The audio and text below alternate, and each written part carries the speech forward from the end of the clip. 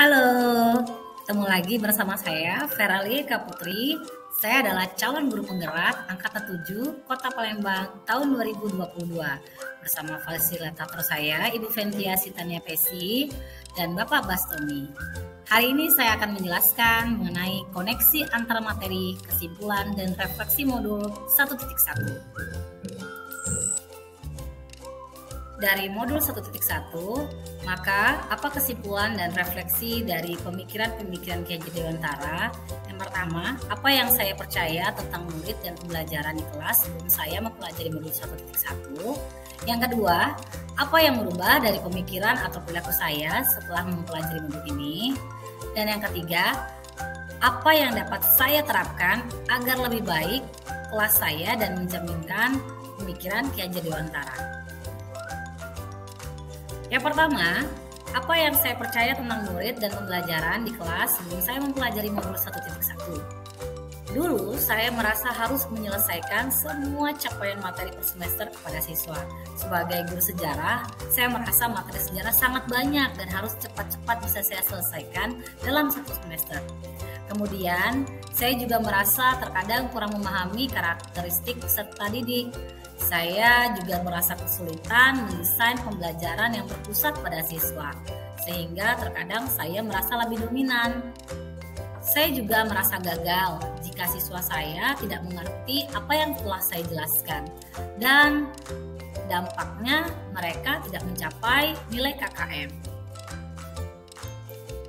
Yang kedua, perubahan dari pemikiran atau perilaku saya setelah mempelajari modul ini adalah yang pertama, bahwa pembelajaran bukanlah mencapai ketuntasan materi, melainkan sesuai dengan perkembangan siswa, yaitu dengan kurikulum merdeka.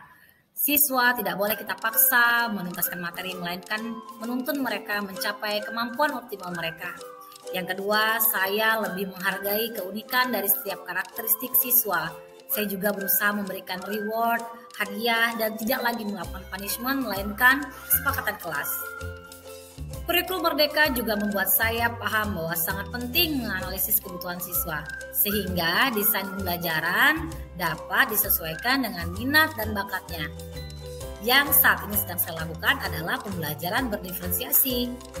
Alhamdulillah, dari semua yang saya lakukan, pembelajaran menjadi lebih kreatif, inovatif.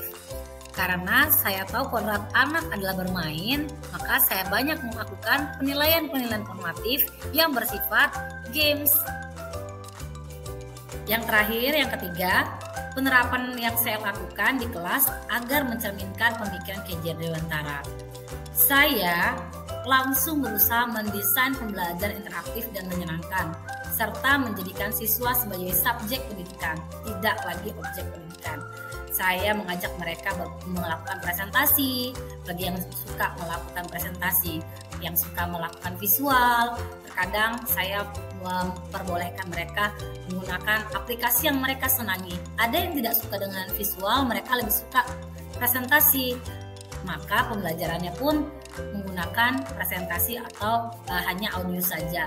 Dan ada anak-anak yang tidak suka dengan presentasi, tidak suka dengan menulis. Mereka lebih menyenangi menjelaskan sesuatu lewat gambar. Hal itu yang saya lakukan di dalam kelas.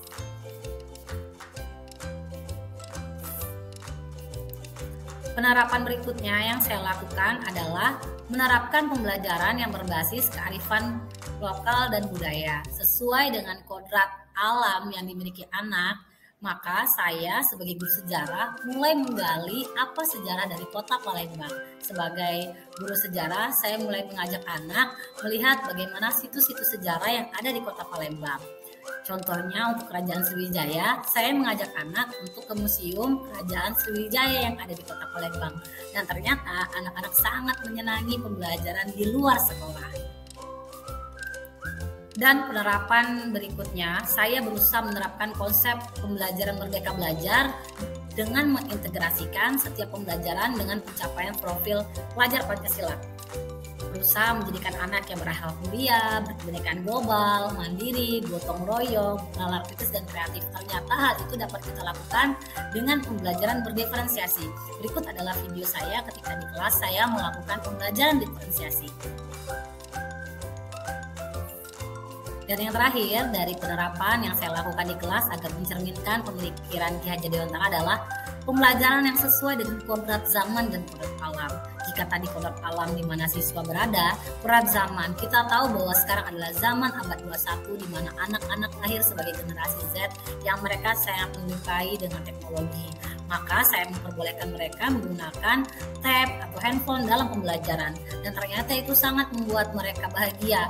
Penggunaan teknologi dalam pembelajaran justru membantu kita dalam menuntun anak sebagai guru pamong sesuai dengan kodrat zaman. Demikian yang bisa saya lakukan, dan inilah hasil refleksi saya. Semoga menginspirasi bagi Bapak Ibu guru semua. Sampai ketemu lagi pada proyek berikutnya. Salam guru penggerak. Sampai jumpa. Dah.